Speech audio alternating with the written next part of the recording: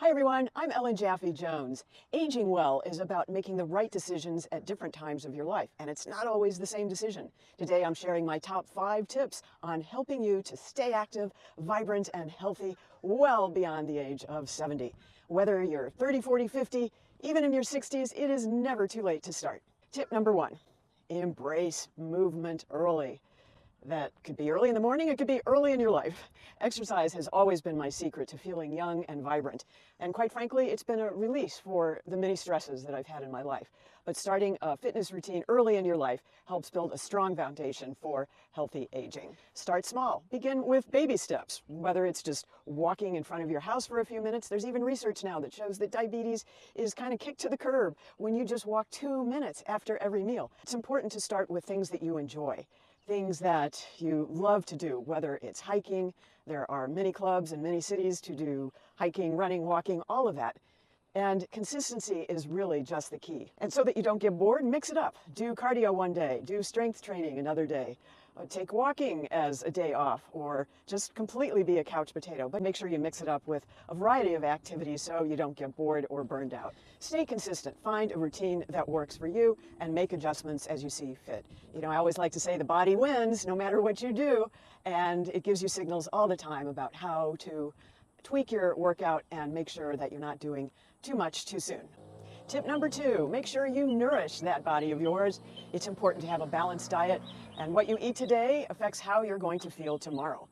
But you will also get feedback from your body about how food is settling with you, and just listen to that. Eat whole foods. It's so important not to go the packaged processed route.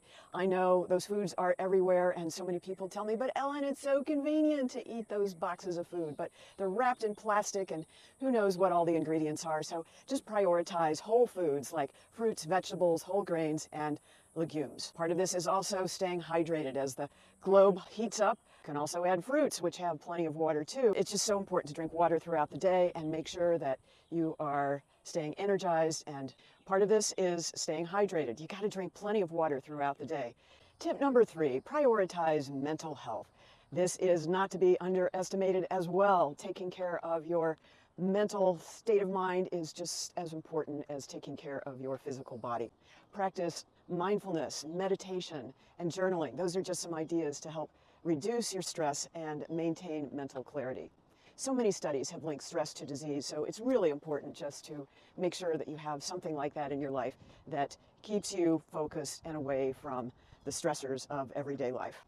Stress is linked to increased heart rate and other physical manifestations in your body. So you want to kick those bad babies to the curb and just enjoy your life as much as you can. I've been in different programs, and one of them was just to force me to learn how to meditate. You know, my fitness, my diet are in great shape, but the idea of meditating to me at first was like watching paint dry. And I've tried doing this ever since I was in high school, and at different times of my life it's been more convenient and easier for me to do.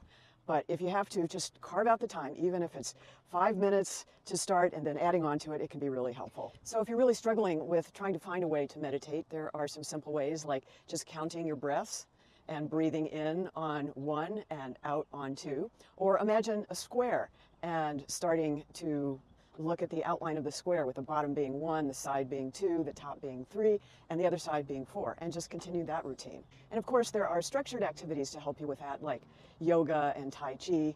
Classes around our community just are very abundant, and if you plan on Medicare, you can join these classes in gyms for free. You just have to be sure to check with your provider to see if they do that.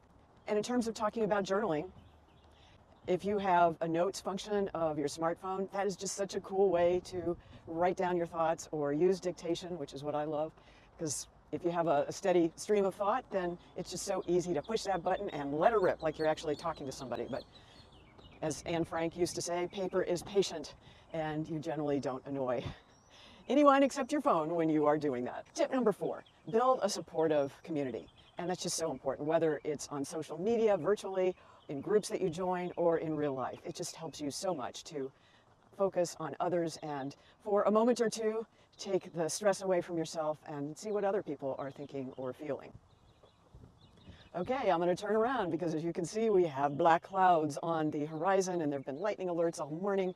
I think I'm walking in a break where hopefully I won't have to deal with lightning, but that is something that you need to do in terms of being safe in your environment. So that's just a lesson to like get out of the center of the street and keep an eye on the weather forecast because it is always changing. Stay connected. I know that's really hard sometimes to pick up the phone or text somebody, but even just staying connected on a minimal level can help you enjoy your life a whole lot more. And just letting others know that you care about them, it often comes back to you in triple fold. You might also want to find a volunteer activity that you enjoy. That can be so important in trying to give to others. As the expression goes, there's more joy in giving than there is in receiving. Tip number 5, embrace lifelong learning. We actually had a Center for Lifelong Learning in our area. I'm not sure if it's still open.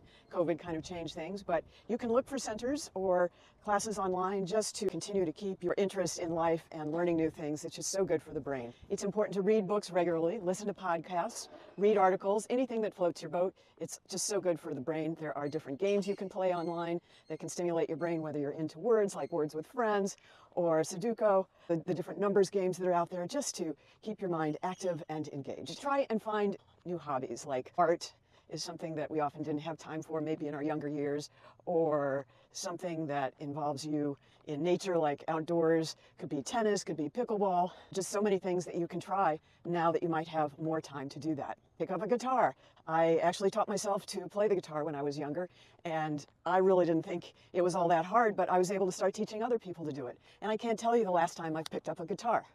Aging well starts with the choices that you make today. It is never too late to start, I promise you that. I've even seen at races where people who start late do better because they've had less wear and tear on their bones. But it's important to come up with a plan that makes sense for you.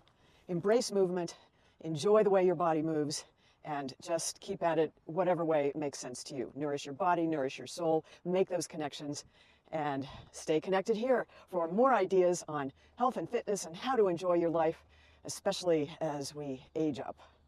Don't forget to like and subscribe, and I'll see you in the next one.